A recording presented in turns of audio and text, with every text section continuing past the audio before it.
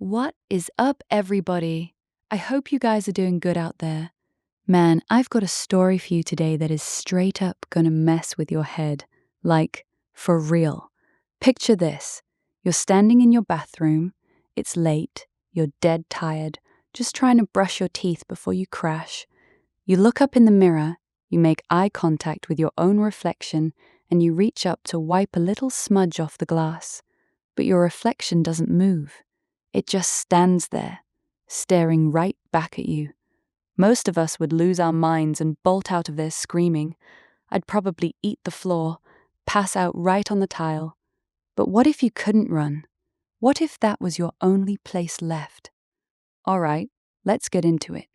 To really get this story, you gotta meet Piumra.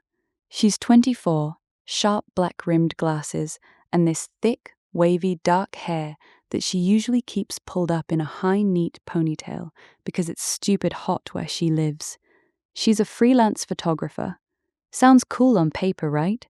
In reality, she's out there hiking through damp, buggy jungle trails, hauling around a beat-up Sony camera with a scratched-up lens filter she can't afford to replace, plus a heavy tripod and extra lenses.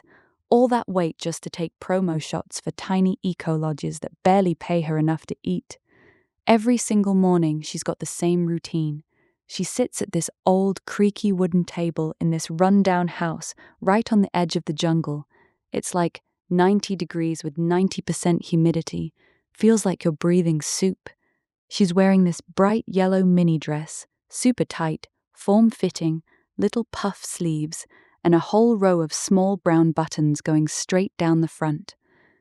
And because of her job, she pairs it with these yellow, strappy high heels that lace up her ankles. Tying those things in the damp heat is a pain, and by midday the straps are digging into her skin, leaving red, itchy marks on her calves. Piumra is flat broke. A year ago, she got smashed up pretty bad in a car accident on a rainy highway. Hospital bills cleaned her out completely. She's got exactly $12.42 to her name. No choice but to move into this old, sagging house that used to belong to her mom. Her mom disappeared when Piumra was only 8, and the place has just been rotting ever since.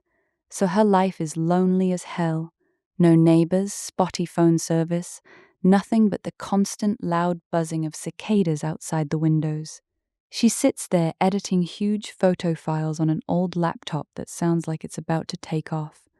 The fan inside is screaming, blowing hot, dusty air on her hands.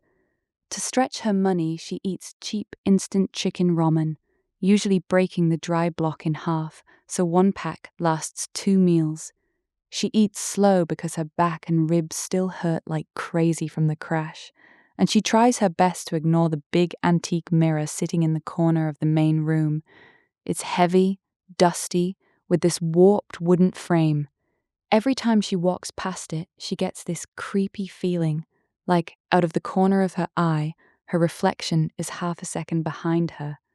Just a tiny lag, like it's moving through thick, invisible syrup. She keeps telling herself it's just the cheap, warped glass, and that she's just exhausted from editing photos for 12 hours straight under a flickering bulb. But then the sickness hits.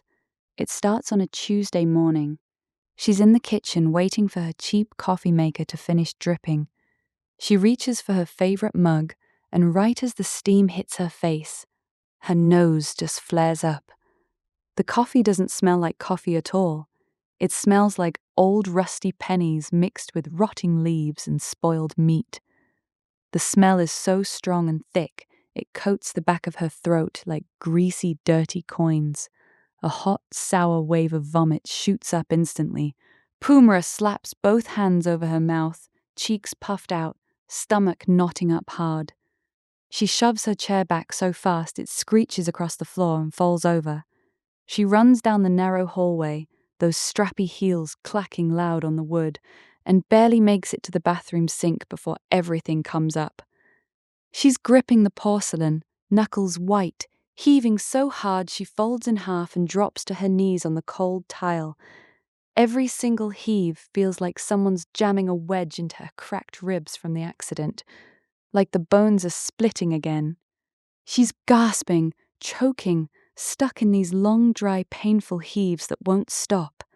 10 minutes later, when it finally calms down, she's shaking, completely drained, skin burning up, ponytail soaked with sweat sticking to her neck. She wipes her mouth and looks at her pale face in the bathroom mirror. And that's when she notices it. Her reflection's chest isn't moving. It's not gasping for air like she is. Piumra is completely alone, miles from any doctor, puking her guts out and staring at a reflection that isn't even breathing the same way she is. That's a terrifying spot to be in, man. Let's jump straight into episode 2 and see how she tries to handle this sickness. I'll see you there.